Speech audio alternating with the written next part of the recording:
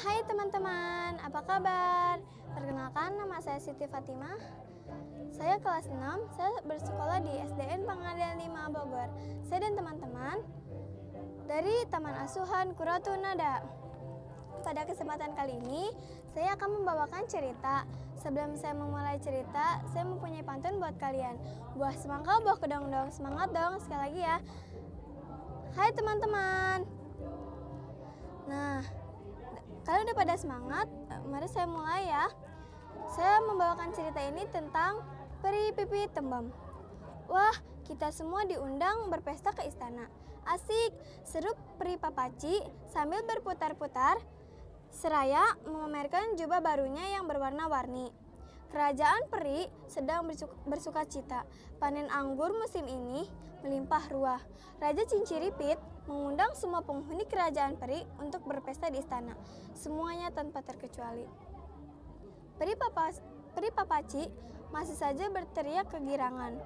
Sedangkan Peri Toli-Toli memilih duduk terpekur di atas sebuah batang kayu sambil mengelus-ngelus sayapnya. Kok kamu diam saja sih, Toli? Iya, habis aku bingung mau pakai jubah yang mana. Pasti banyak tamu yang diundang Raja Cinciripit dari kerajaan lain. Aku ingin tampil keren di hadapan mereka. Di bawah pohon, di atas olokan kayu, Peri Pipit Tembem tersenyum-senyum sambil terus mengunyah buah ceri. Kamu lagi, Pipit Tembem, kenapa malah senyum-senyum begitu? Aku membayangkan pasti banyak orang dan makanan yang banyak dihidangkan. Wow, mata Pipit Tembem mengerjap-ngerjap senang. Dasar pikiranmu tidak jauh dari makanan, seru Pipit Toli-Toli. Pantas saja, kamu tidak pernah berhasil menjadi peri yang spesial. Apa-apa kau tak bisa. Olok si peri Debbie yang terkenal suka sekali memamerkan kepintarannya menanam pohon anggur. Di kerajaan peri, semua penghuninya adalah peri yang memiliki keahlian masing-masing. Ada peri petani anggur, ada peri petani kentang, ada peri pemetik kelapa, pembersih sampah, dan masih banyak lagi. Peri Pipit Tembem adalah satu anak bungsu dari bapak petani kentang dan ibu peri tukang siomay. Kakak pertamanya adalah peri pengajar yang hebat. Sedangkan kakak keduanya adalah peri pemain sepak bola yang selalu diulukan penduduk kerajaan peri setiap kali tim sepak bola kerajaan bermain di lapangan yang sangat hijau. Peri Pipit Tembem memang tidak dikenal mempunyai keahlian apapun. Dia sering diolok-olok temannya, dianggap peri yang tidak pintar. Pesta panen anggur tinggal 1 hari lagi. Semua penghuni kerajaan telah bersiap-siap. Peri-peri sibuk mengelap sayapnya hingga mengkilap. Baju baru terlihat bergelantungan di masing-masing rumah, menunggu untuk dipakai pemiliknya pergi ke pesta. Sementara itu, di pintu gerbang wilayah kerajaan, masuklah seorang peri yang telah lama pergi berkelana. Peri itu bernama Pelik Kelisip. Peri itu jahil, bukan kepalang, suka menghilangkan barang-barang penting penghuni kerajaan yang lain. Karena semua orang sedang sibuk menyambut pesta panen anggur, tidak ada yang menyadari kedatangan Peri Kelisip. Kebiasaan pada peri untuk menggantung sepatu-sepatu mereka di samping pintu rumah.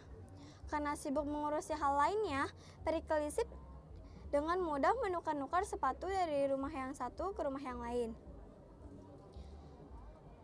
Peri Kelisip mendepai ke tepi hutan lindung, lalu tertawa cekikikan sendiri sambil menyerut es sirup yang diambilnya dari warung makan peri penebus lapar. Esok paginya, seluruh desa gempar. Sesuatu yang sudah disiapkan untuk berpesta hari itu saling tertukar. Semua ribut dan kacau. Sepatu Raja Cinciriput tidak luput dari sasaran kejahilan Peri Kelisip. Pesta terancam gagal. Semua penghuni kerajaan terduduk lesu di depan rumahnya.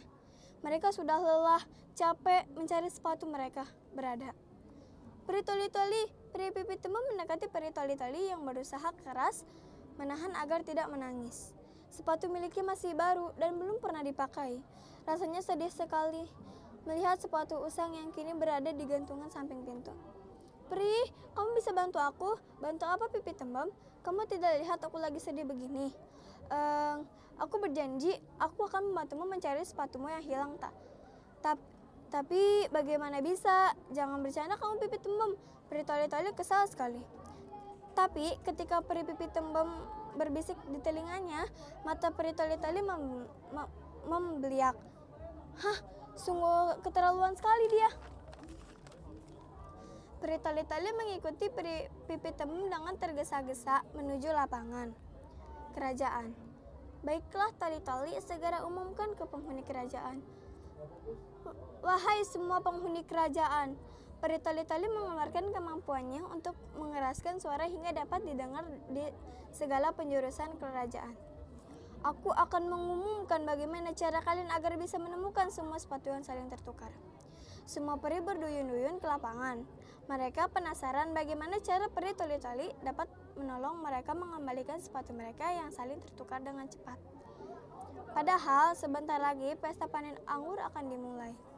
Tempo hari, Peri Pipi Tembem memergoki Peri Kelisip yang sedang menukar-nukar sepatu.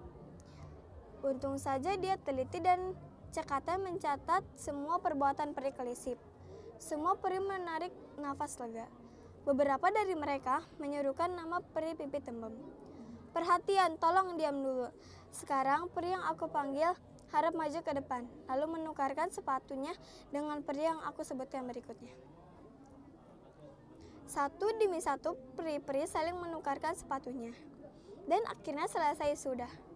Mereka tak henti-hentinya berterima kasih kepada Peri Pipi Tembem dan menghukum Peri Kelisip untuk mencuci semua piring dan gelas digunakan saat pesta nanti.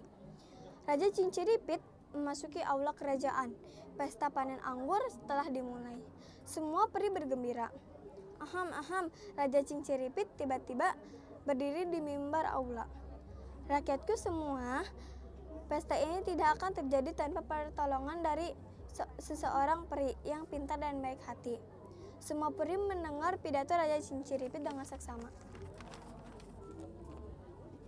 Aku sebagai raja dari kerajaan peri mulai saat ini memberikan gelar Peri Pipi Teliti kepada Peri Pipi Tembem.